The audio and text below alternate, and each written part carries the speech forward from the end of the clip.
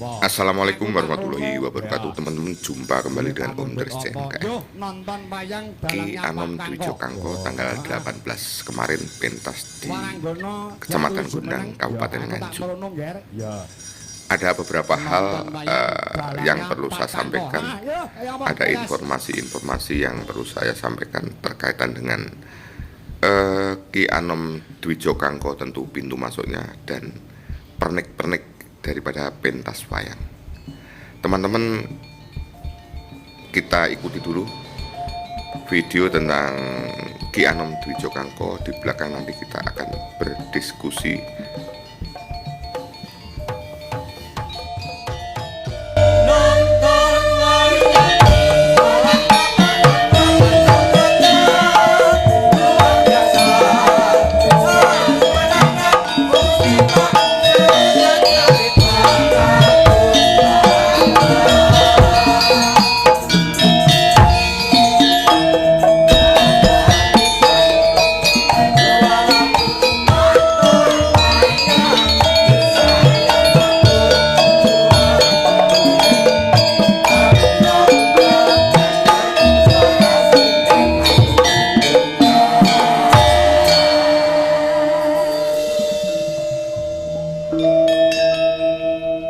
Cantik-cantik pesindernya kompak rampak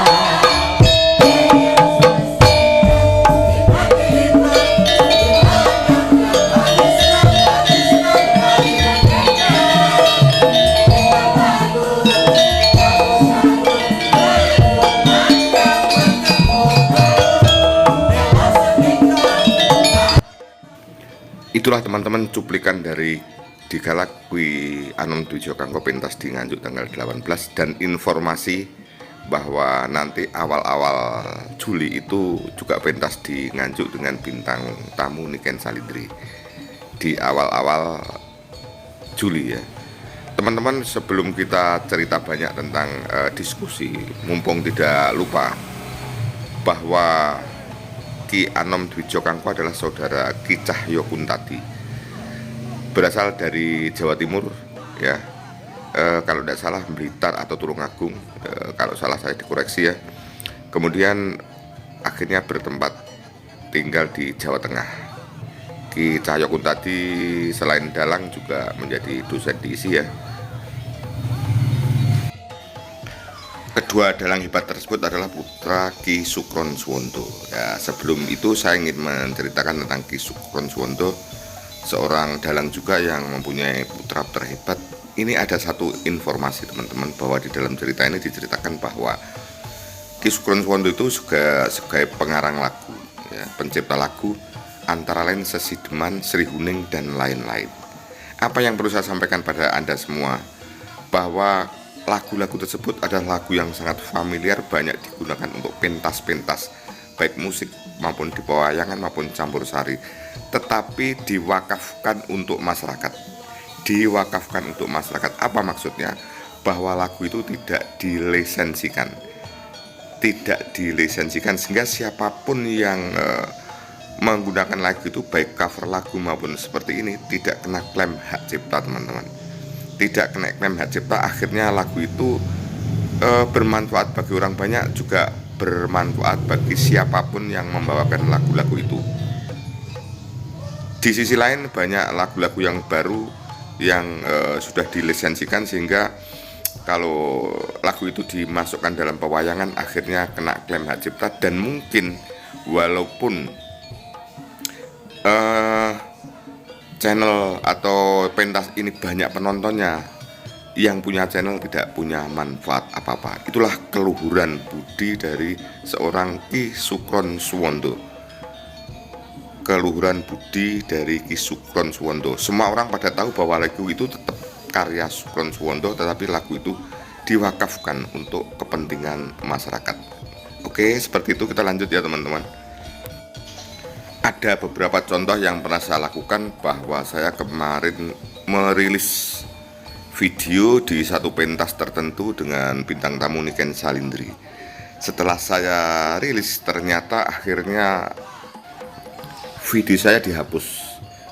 video dihapus itu sangat menyedihkan untuk konten kreator teman-teman. Makanya di beberapa video saya kemarin saya hanya bercerita saja. Saya disarankan oleh teman-teman saya sementara untuk hati-hati mereaction pentas-pentas tertentu yang ternyata dilisensikan teman-teman. Padahal tujuannya ada satu cuplikan saja untuk mengabarkan kepada masyarakat. Kan tidak mungkin masyarakat itu bisa melihat wayang dengan 7 jam. Ya, kemudian kalau orang-orang tertentu yang masih gaptek kan untuk memilih itu kan juga sulit, men-scroll memilih mana yang disukai. Nah, tetapi karena ya sudah itu ada dilisensikan baik lagunya maupun videonya. Seperti itu teman-teman, kenapa saya agak canggung untuk merilis video-video tentang Niken Salindri dalam waktu dekat kemarin. Itulah yang terjadi. Kembali ke laptop teman-teman, untuk ngururi budaya wayang di sisi lain banyak saingannya, yaitu TV-TV nasional yang sudah marak, sehingga pentas wayang tidak bisa kalau mengemas acara dengan ala kadarnya. Harus dikemas dengan begitu luar biasa sehingga bisa bersaing dengan hiburan-hiburan termasuk media TV. Akhirnya kendalanya bahwa untuk pentas wayang yang bagus, kos biayanya harus mahal. Kalau tidak dikemas dengan seperti ini, maka wayang itu hanya menjadi pelengkap acara saja. Misalnya bersih desa, ya pokoknya ada wayangan tetapi akhirnya tidak ada yang melihat. Itulah kendalanya teman-teman. Karena video ini tentang Ki Anom Dwijo Kangko sebagai pintu masuknya, seperti pentas ini tentunya siapapun yang nangkap harus mampu membayar mahal. Membayar mahal bukan tanpa alasan teman-teman. Misalnya contoh tadi di kala opening sinden-sinden pentas dengan seragam yang begitu bagus ya, itu juga perlu modal teman-teman, perlu biaya, bahkan pakaiannya matching sekali ya. Pas dengan itu pasti menjahitkan dijahit yang terbaik ya. Kemudian selain itu tentu itu berlatih. Jadi menyanyi dengan koreo yang seperti itu tentu berlatih. Dikala berlatih itu pasti memerlukan kos biaya. Kemudian garapan musiknya itu juga harus diaransir teman-teman. Untuk mengaransir musik itu juga perlu waktu, juga perlu berlatih lama. Akhirnya itulah yang meningkatkan kos biaya harus tinggi. Kalau tidak begitu, tidak akan menarik perhatian masyarakat, karena perhatian masyarakat terhadap budaya itu ekspektasinya semakin tinggi. Kalau hanya itu saja, tentunya pasti ditinggalkan oleh masyarakat, oleh penggemar. Oke, kita lanjut. Ada beberapa hal lagi yang perlu saya sampaikan teman-teman. Beberapa bulan yang lalu ada penonton saya di kolom komentar mengatakan, kok kalau dalang ini gamelannya meriah, kalau dalang ini kok tidak begitu meriah, itu sebabnya apa? Apa karena audionya yang kurang memadai atau bagaimana? Ya memang audio sangat berpengaruh teman-teman. Tetapi Anda lihat di sini nih, yang kemarin sempat sekilas saya sampaikan, ini jadi Ki Anom Dwijo Kangko itu tentunya mahal antara lain seperti ini. Jadi gamelannya begitu banyak teman-teman. Ini namanya demung. Demungnya berjejer-jejer sekian teman-teman ya, berjejer-jejer sekian. Ini akhirnya itu suaranya menjadi meriah, apalagi dengan kualitas gamelan dari gongso atau dari perunggu. Dentengnya berbeda. Jadi kalau gamelan itu terbuat dari besi, kemudian dari kuningan, berbeda dengan gongso. Gongso ini walaupun dipukul dengan keras, dentengnya tetap nyaman, tetap enak didengarkan di telinga. Seperti itu. Jadi kenapa itu ada wayang yang gamelannya meriah, ngegroove ya, ada yang kok agak cemplang. antara lain audio dan kelengkapan ini. Tentunya ini ya menjadi mahal teman-teman ya. Banyak sekali niaga yang harus diberi honor ya, seperti itu ya. Kemudian dalang-dalang yang sudah besar kelas Kangko dan Ki Cahyokun tadi performa daripada pentas wayang itu semua detail diperhatikan. Biar tidak kelupaan, tentunya yang pertama juga brand, merek atau terade mereknya dalang. Jadi kelas dalang itu juga menjadi biayanya menjadi tinggi karena dalang yang bagus tentunya punya kemampuan yang luar biasa. Oke teman-teman ya. Kemudian teman-teman seperti ini, saya katakan bahwa dalang-dalang besar itu bahwa semua peraga diperhatikan, termasuk ini niaga, pengrawit. Kalau kita lihat kostumnya kan matching banget ya. Jadi pas sesuai dengan bentuk tubuhnya, tidak kekecilan, tidak kebesaran. Karena ini juga dilihat dari pertama gebiar pembukaan begitu bagusnya ya, dalangnya dengan kostum yang pas, kemudian penjahitnya juga penjahit yang luar biasa, kemudian blangkon-blangkonnya yang kira ini bukan blangkon murahan, tentu blangkon yang punya kualitas jika dipakai mantas. Itu juga teman-teman menjadi satu perhatian seorang dalang besar ya.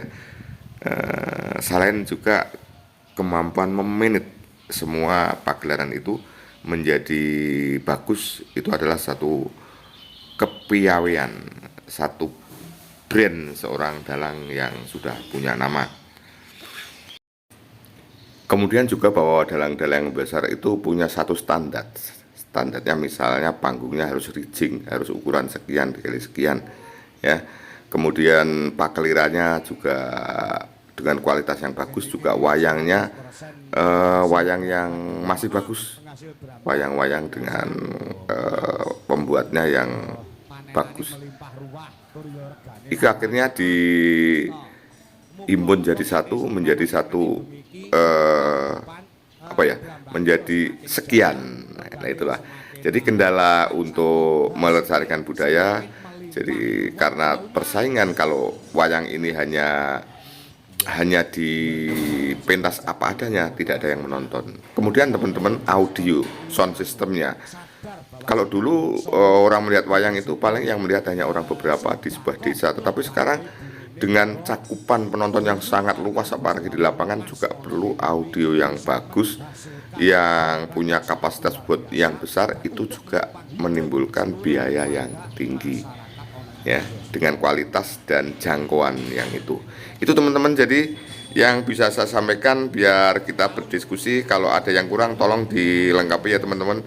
Itulah satu kebanggaan kita terhadap budaya tradisi wayang kulit, tetapi ada faktor kendala. Kalau ingin bagus tentunya harus dengan dibanderol biaya yang lumayan tinggi, sehingga menjadi tontonan yang bagus dan bisa bersaing dengan hiburan-hiburan yang lain, hiburan di TV, hiburan musik, dan lain sebagainya. Teman-teman dan sahabat, terlalu panjang video saya, sampai di sini dulu ya teman-teman. Mudah-mudahan video saya ada manfaatnya. Marilah kita tetap menguriri budaya dengan cara mengapresiasi. Demikian, terima kasih. Wassalamualaikum warahmatullahi wabarakatuh. Sampai jumpa.